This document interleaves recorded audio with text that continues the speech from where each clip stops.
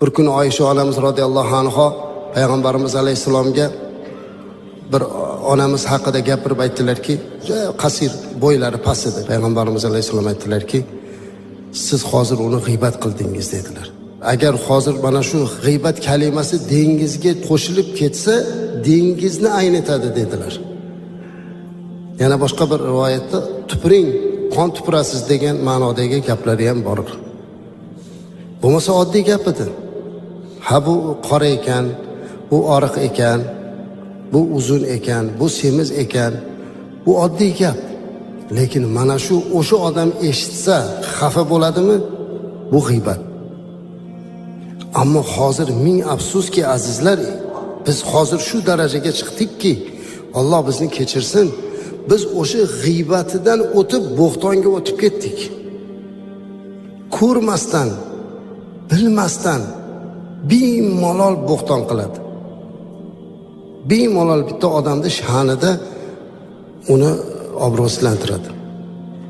G'iybat nima uchun harom qilingan bilasizmi aslida? G'iybat mo'minni obro'siga tajovuz. Payg'ambarimiz alayhisolatu vasallam Hajjatul Vadoda turganlarda bir gap aytuvdilar. Hajjatul Vado bilasizlar, o'sha Arofatda.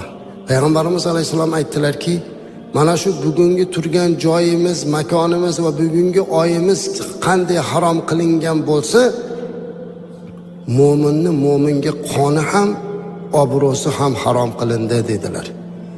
Ya'ni boshqa bir mo'min ikkinchi mo'minni qonini to'kishi va uni obro'sini to'kishi harom dedilar. Shuning uchun bir odamni g'iybat qilganimizda uni obro'siga tajovuz bo'ladi. Aytadilarki, agar bir insonda shunaqa g'iybat qilib qo'ygan bo'lsa, endi tavba qilayotgan bo'lsa nima qilish kerak desa, o'sha odamdan uzr so'rab qo'yish kerak.